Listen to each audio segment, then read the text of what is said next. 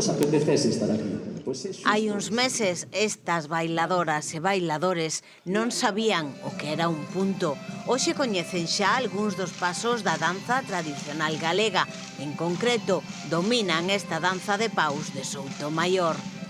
Hoxe xuntábanse para pôr o broche a un curso promovido desde o Centro de Formación e Recursos de Ourense. Participaron 5 centros da comarca da provincia de Ourense. Trátase de que os rapaces entren un pouco neste mundo da danza tradicional, participen de xeito así lúdico nesta actividade así grupal. Nosos centros fomos traballando esta danza de forma individual e este é o día que nos juntamos todos para compartir. Agora imos gravar un videoclip, imos gravar a danza para ter así o recordo da actividade do seminario de profesores. Sempre hai alumnado que está un pouco máis reticente, pero a verdade é que ao final ven.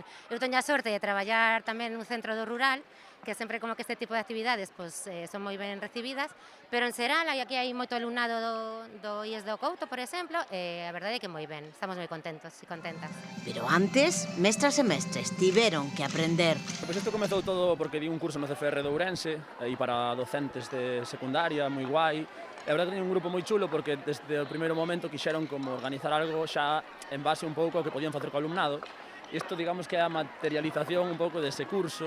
Nos preparamos unha danza de paus que de Soutomaior, adaptámola un pouco para os rapaces, e que é mellor que polas letras galegas, pois representar a danza, que quede grabada, todos se xuntan uns con outros, viven un pouco de música galega que lles fai moita falta, escoitan falar un pouco de idioma galego, e así estamos. Eu estuve en algún centro, xa estivera o ano pasado, de feito, porque moitas dos profes xa me coñecen, pero esta vez funcionou, eu lle ensinei directamente aos profes, e os profes se encargaron de ensinarlo a eles, que mola, porque ao final o paso de información, pois é o que ten que ser, non? Eu espallo un pouco o que sei, e despois eles se encargan de adaptalo realmente ao seu alumnado, que son os que saben.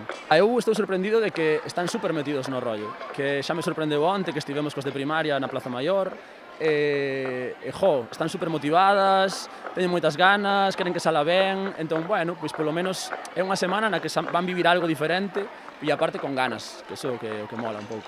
E o certo é que a rapazada pasounos xenial, primeiro aprendendo, logo ensaiando e hoxe amosando o resultado do seu traballo. Sí, preparadísimos, levamos moito tempo traballando na danza e orgullosos de poder enseñar a un público máis aberto. A experiencia é moi bonita. Ao principio costa un pouco, pero despois, acabas adaptando e unha vez que aprendes xa é moi fácil.